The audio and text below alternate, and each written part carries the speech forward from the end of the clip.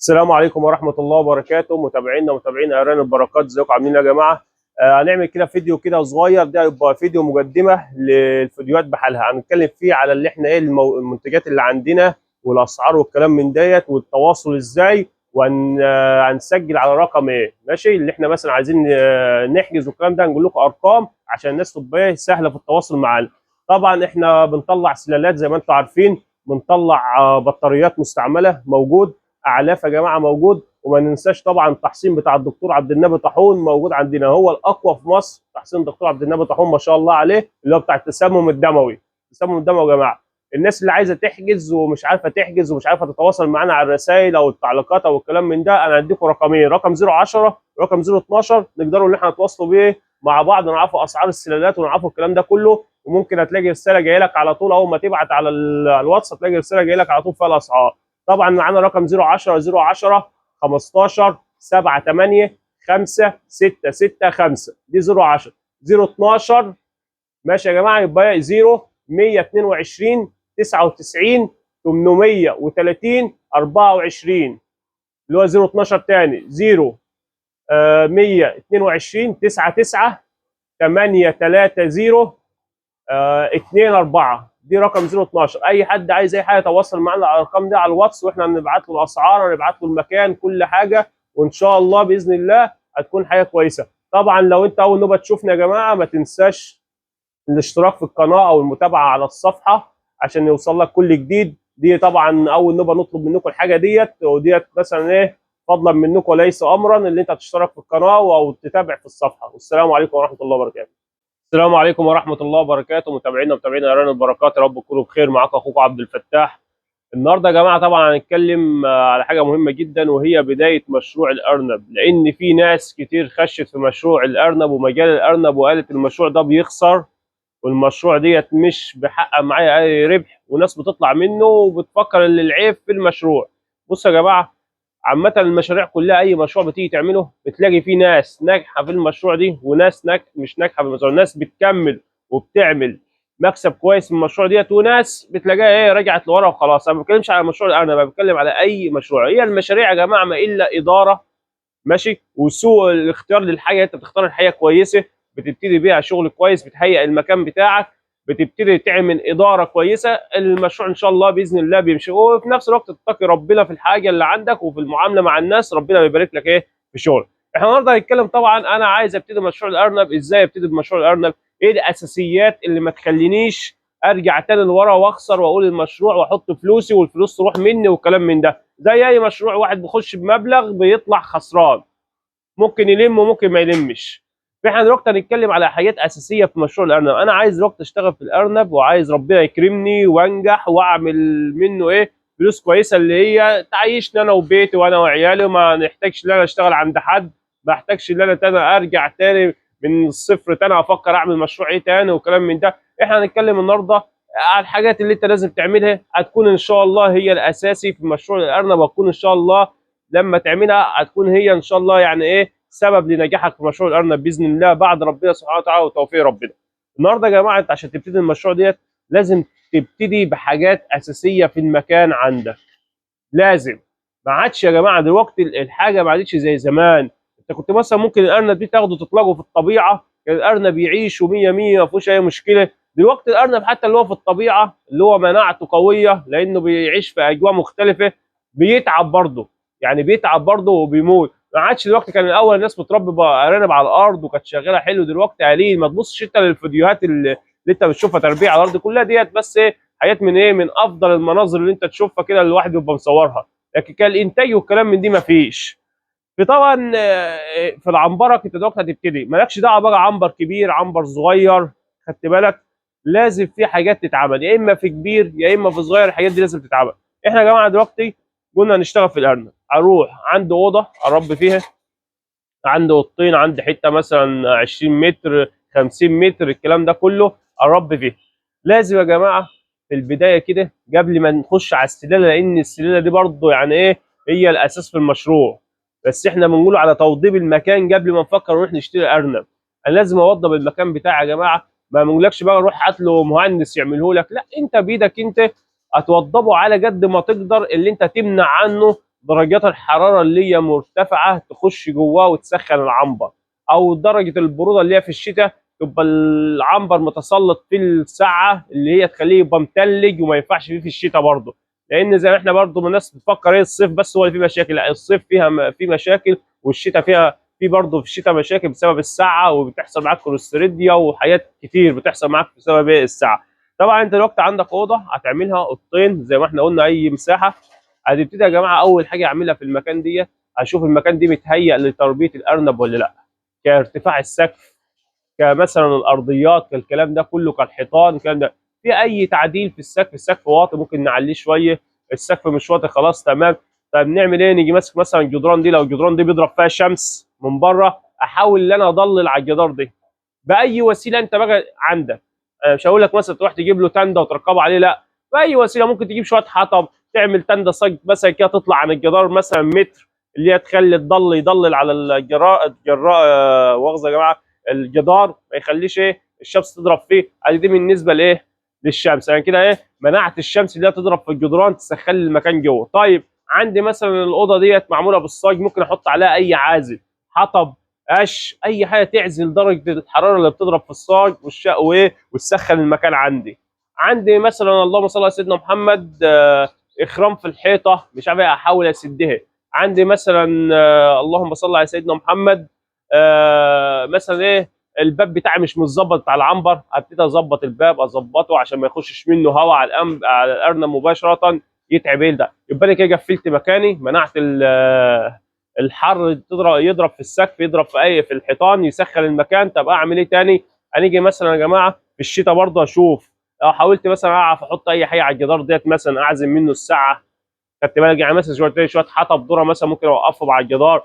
هنتكلم من الناس اللي هي ممكن الاوضه ما بتاخدش شغل كتير، الحاجات ديت ممكن تتعمل باقل تكاليف واقل بسيطه، ماليش دعوه بالمساحات الكبيره دي، بيبقى لها نظام تاني بيشتغل فيها تدفئه بتاع من دي. انت مش عايز تعمل الكلام ده في الشتاء وتدرع على الحيطه بتاعتك مثلا من الساعه الدافيه، ممكن تجيب دفايه صغيره، اشغل دفايه، اشغل لمبه مثلا صفرة في الشتاء في المكان، يبقى كده ايه دفيت المكان. اللوند الصفرا دي كويسه برضه يا جماعه في الشتاء، بتدفي حلو وبتدي درجه حراره كويسه، ممكن تركبها. عندك اوضه مثلا تركب فيها لمبه اللي هي ال 200 هتظبط لك الاوضه وتدفيها. كده احنا عرفنا اللي احنا عزلنا ازاي الارنب من الصيف من الحر والكلام من ديت، وعرفنا في الشتاء نعمل ايه، ممكن نشغل لمبه، نشغل دفايه، كل الكلام ده. طيب بالنسبه بقى للتبريد، عايز ابرد بقى العنبر من جوه بقى، عشان احنا كده اتكلمنا على العزل من بره، عايزين بقى نتكلم على ايه، على عنبر من جوه. انا عايز طبعا العنبر من جوه كده اعمل له ايه نظام تبريد والكلام ده. ممكن شفاط صغير، للناس هتقول لي يا عم ده اوضه هنكلف، يا عم شفاط صغير، اصغر شفاط هتركبه في الاوضه ده هيظبط معاك الاوضه، وخليه التبريد صغيره، هتبقى من ضمن المصاريف ممكن تخش لك مثلا في 1000 جنيه. لو انت عملت الحاجات ديت 1500 جنيه مثلا، خليها صغيره خالص على قد الاوضه، وحته شفاط صغير هتبرد المكان، هتشتغل معاك، هيديك دي كله هيعود عليك. عشان ما تجيش انت تقول لي يا عم انت بتدخلنا في تكاليف ليه؟ دي مش تكاليف، دي حاجات بسيطه من ضمن ايه، من ضمن بدايه المشروع. عشان تيجي في الصيف ما تلاقيش الارنب بيخصب معاك، ما تلاقيش الارنب بيديك تحويل، ما تلاقيش الارنب شغال معاك، هتلاقي حته بتموت، حتتين بيموتوا. هتعرف ساعتها فايده الحياه اللي هي كانت ب 1000 ونص ديت، هتغنيك عن القصه دي بحالها، وهتغنيك عن المشوار دي. اللي حيه ايه تموت، اللحم ما يجيبش وزن، الامهات ما تخصبش، الامهات ما ترضعش، الكلام ده كله انت تبقى ايه بعيد عنه، بحته شفاط صغير وحته خليه صغيره. طب دي كده خلصنا التبريد وخلصنا الدنيا دي بحالها، نخش بقى على ايه الاهم يا جماعه، وهي السلاله.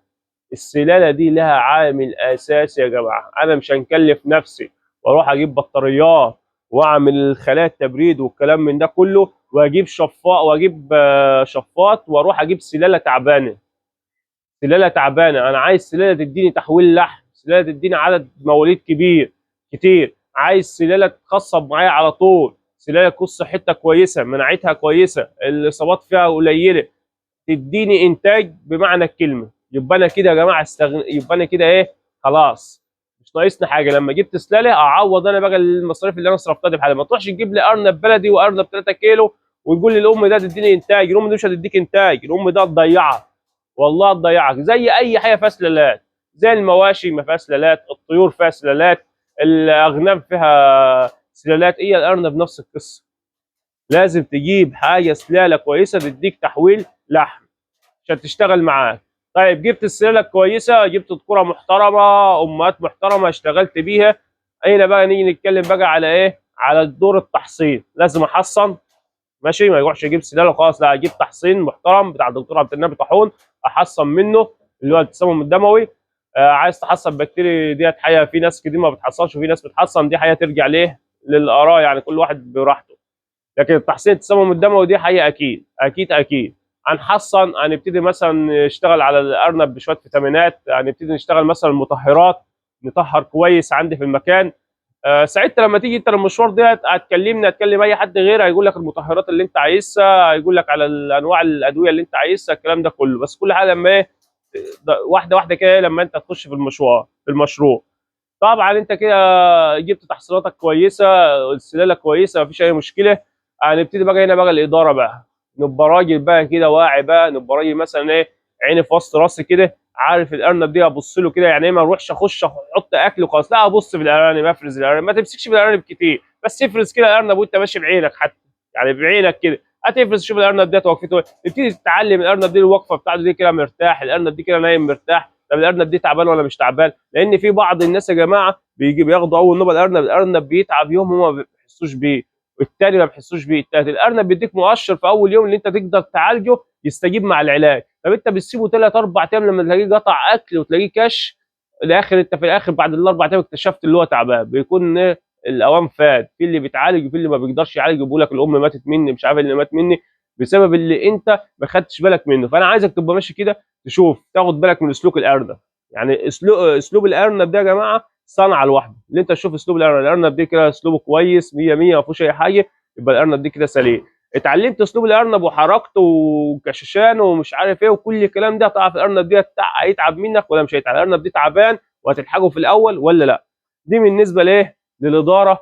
طبعا الاداره ايه، قصتها طويله، اللي انت ازاي تعلف اوقات العلف، تعلف الصبح بدري في الصيف، في الشتاء ممكن تتاخر شويه الساعه 8 الساعه 9، في الصيف هيبقى الساعه مثلا بعد صلاه الفجر او الساعه 6 عشان الارنب يلحق ياكل ويهضم قبل الحر، وتاكله تاني المغرب. هيبقى وجبتين مثلا في للارنب في اليوم على مدار السنه.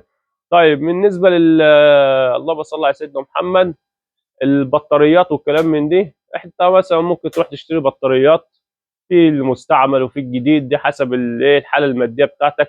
المستعمل شغال ما فيهوش اي حاجه، والجديد شغال، بس المستعمل ايه بيحتاج بس انت تطهر شويه، اللي انت تحرقه بالنار قبل ما تدخله عندك، توضبه تظبطه عشان لو في اي عدوى من المكان اللي هو جاي منه تبقى خلصت منها. الكلام ده طبعا انت بتعمله كله وبتجهزه كله وبتطهر العنبر بتاعك كله قبل ما بتجيب اي ارانب في المكان. مكانك اتطهر والدنيا حلوه، بتبتدي تجيب الارنب وتحطه وتشتغل عليه، وان شاء الله يا جماعه، يعني انا مش عايز الناس تخاف، بيقول لك ايه، اللي ملوش قلب ملوش رزق. يعني انت ايه، ما تخافش، اشتغل، ما تقعدش وتقعد تفكر في المشروع سنه واثنين وثلاثه وما تعملوش. فكرت خلاص ونويت وعملت له دراسه جدوى محترمه، اشتغل وخش ودوس، وربنا معاك ان شاء الله. طول ما انت شغال بالحلال وطول ما انت ناوي ان انت تاكل لقمه عيش بالحلال، ربنا يقف جنبك. وبس المهم زي ما انا قلت، تجهيز المكان والسلاله ومعاملتك مع الارنب، وتظبط دنيتك وتعرف انت بتعمل ايه وبتعرف انت ماشي ازاي، بس تعرف كل اللي الارنب محتاجه قبل ما تجيبه. يا جماعه الناس اللي بتقع في خطوات ياما بتروح تشتري بال 20 ام وال 30 ام وال 40 ام وهو ما يعرفش حاجه عن الارنب. ادرس يا باشا الاول، ما في حاجه اسمها دراسه جدول ليه الاول؟ ندرس الاول نشوف الام ديت العائد بتاعها كام، مثلا بتكسب قد ايه في الدوره، ماشي. الام دي مثلا عشان اشتغل لازم نجيب سلالات ايه، ماشي. مش انا ما بنتكلمش على مسميات سلالات، انا بنتكلم على سلاله تكون فيها الصفات الكويسه للتحويل والرضاعه والكلام من دي. نبحث عن الكلام دي، نشوف مين فين الهجين المحسن الكويس نشتغل عليه. ما بنتكلمش على مسميات بعيدا عن بابيون اسكندريه، والله ما بنتكلمش على الكلام دي، هنتكلم على ارنب يكون محسن هجين كويس باي الوانه بقى، اي الوان قدامك. يبقى ابتديت كده واشتغلت والدنيا حلوه، ربنا يكرمك ان شاء الله. وبطل بقى قاعد على قهوه بقى، ونروح نقعد على قهوه مع العيال ونضحك يا عم انت ممكن تكون شغال في شغلانه ثانيه وعايز تزود دخلك، هات لك يا عم عندك اوضه فاضيه، عندك اوضتين فاضيه، هات لك شويه ارانب يشتغل. مش صعبه، مش صعبه، دي حاجه تاكلها وتشربها وتديك انتاج مع اداره كويسه، مع امكانيات انت مظبطها لها وخلاص. ويا عالم ممكن يكون مثلا ده يكون رزق جاي لك اللي انت تبتدي تتعلم وتكبر، وتسيب شغلك اللي انت بس شغاله عند الناس، وتبتدي تشتغل في مزرعتك، وتدي انتاج، وهتديك يعني دخل احسن من الشغل بره مليون الف بره. وغير كده تبقى تشتغل براحتك انت، ويبقى بالك مرتاح انت. بس القعده بس في وسط الارنب والمعامله معاه هتريحك نفسيا، خدت بالك؟ هو ده بس اللي انا حبيت اوصله للناس اللي عايزه تخش مشروع الارنب تشتغل ازاي. والسلام عليكم ورحمه الله وبركاته.